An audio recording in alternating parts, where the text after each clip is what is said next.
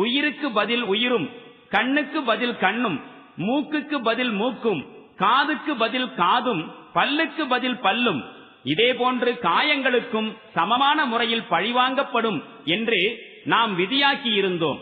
ஆயினும் யாரேனும் பழிவாங்காமல் மன்னித்து விட்டு விடுவாராகில் அது அவருடைய பாவங்களுக்கு பரிகாரமாகும். எவர்கள் அல்லாஹ் இறக்கியருடைய சட்டத்திற்கேற்ப தீர்ப்பு வழங்கவில்லையோ அவர்கள்தாம் அநீதியாளர்கள். சாமான வெட்டு அடுத்தது பாக்குறோம் பயப்படுவான். கண்டிப்பா துன்பப்படுத்தணும். அவங்களை துன்பப்படுத்துறது 4 பேருக்கு தெரியணும். 4 பேருக்கு தெரியும் போது அவங்க திருப்பி அந்த மாதிரி ஒரு தப்ப பண்றதுக்கு அவங்க பயப்படுற மாதிரி அது ஒரு பப்ளிசிட்டியோட பப்ளிக்கு அவங்களுக்கு கொடுக்கற தண்டனை தெரியற மாதிரி ஒரு தண்டனை கொடுத்து ஒரு பனிஷபிளா இருக்கணும். அவங்க அதை கண்டிப்பா ரொம்ப அனுபவிக்கணும், அதை ஒரு கஷ்டப்படணும், அவங்க அந்த மாதிரி இருக்கணும். இந்த அப்ராட்ல எல்லாம் பண்ற மாதிரி பிறப்புறுப்பை கட் பண்ணி விட்டுறணும், அவ்வளவுதான். சுட்டு தள்ளணும் சார், சுட்டு தள்ள வேண்டியவெல்லாம் சும்மா இவனுக்கு தண்டனை கொடு அது கொடு எல்லாம் போய் அவன் ஜாமீன்ல போடுவான்.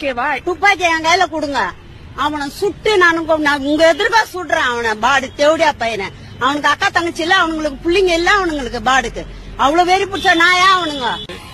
கல்லால அடிச்சு கொள்ளலாம், அந்த அரபு கண்ட்ரி எல்லாம் இருக்கிற மாதிரி. அதுக்கு மரண தண்டனை கொடுக்கலாம்.